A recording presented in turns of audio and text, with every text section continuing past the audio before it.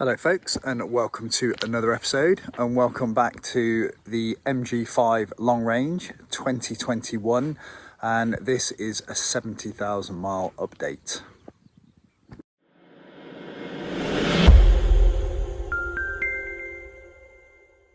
Please remember to check out our other videos and click on the subscribe button and click on the bell icon so you get notifications each time we upload another video. Now apologies, I'm doing this on my mobile phone because my GoPro has gone flat, but this is going to be a really quick update. It's just to show you really how the car's faring and how it's managing with the work that we're putting it through. So 72,000 now. All the racking in the back is perfect. We've had no issues at all, so we're really pleased with that. The same chap who has converted this one has converted our later two, and for the reason of how robust this racking is the reason we've gone back to him.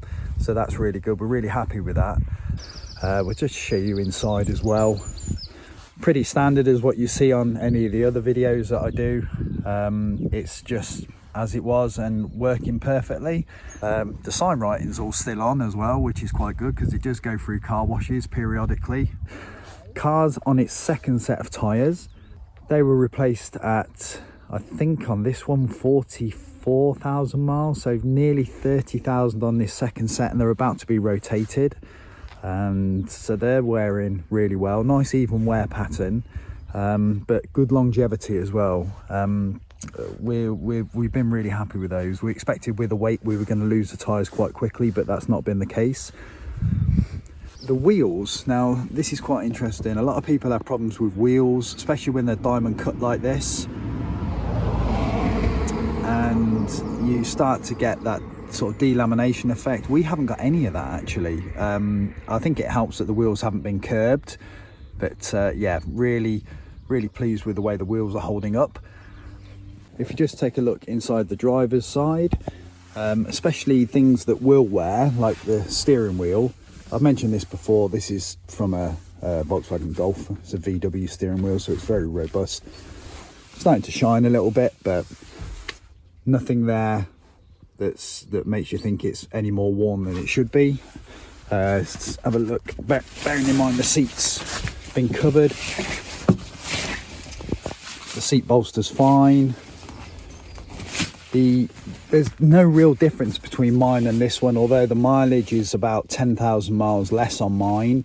The seats are holding up really well and working fine, so that's good. All the switch gear as well, although you can feel that it's used, you know, as switches get used they loosen up, everything still works. So nothing in here actually doesn't function anymore, which we're really pleased about as well. I wish I'd have got that sun visor on my MG5 because that's very useful. Now let me take it around to the front.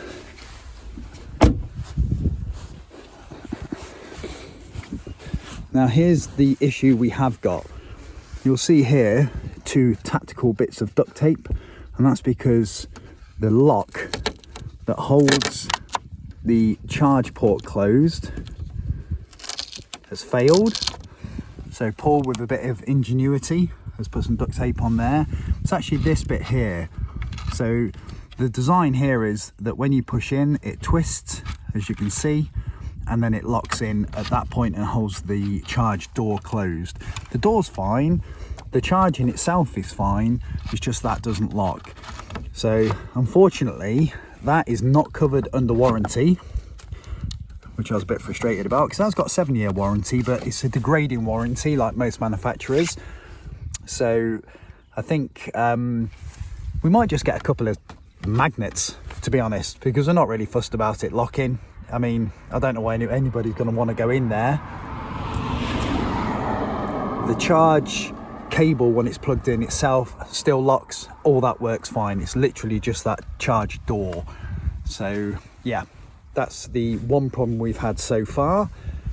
If we just have a look at the front brake disc, you can see, well, there's no wear. I was going to say it's worn evenly, but there's actually no wear. Sometimes you get a little bit of uneven wear on the discs.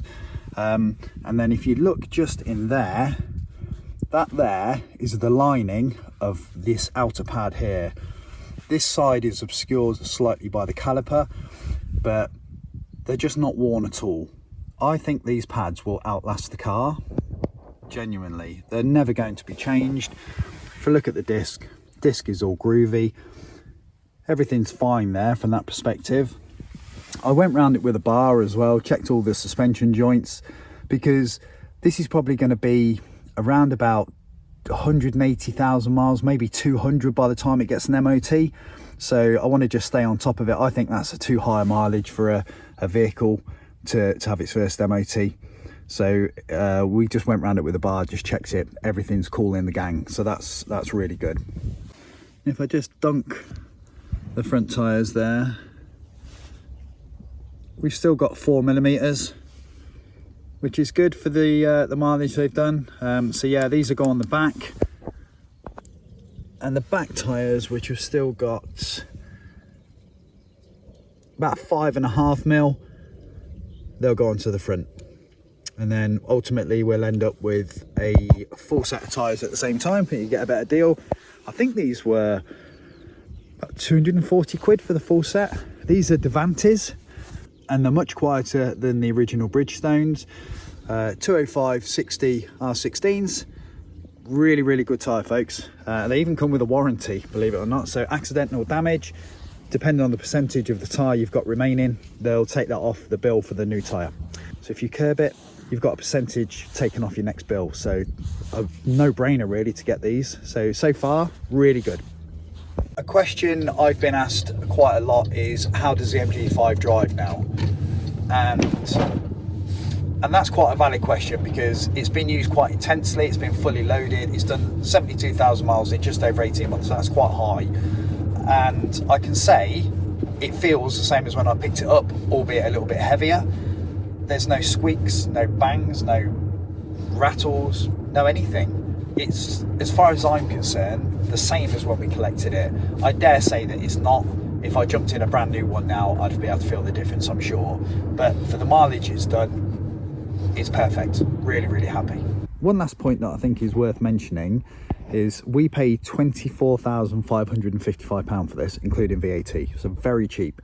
Prices then started to go up. The second one cost us 27,200, and the third one cost us 34, I think. You can now buy these for 15 grand. 15 grand. That is fantastic pricing. And if you consider that the average price of a new car sold in the UK is £29,000, there's no excuse not to have one, really. Well, that's my view. Anyway, folks, I'm sorry it's only a short video. There's not really a lot else I can tell you about it without going over sort of old stuff that we've touched on in previous videos. It's been great. We're really happy with it. And I dare say that our next service vehicle for our next new technician will also be an MG5. Whether it be the old one or the new one, I'm not sure yet, but we'll see. Anyway, hope you've enjoyed the video. Thanks for watching. Please remember to like, share and subscribe, and follow us on Twitter @KatePhantom, and we'll see you soon in another video. So bye for now.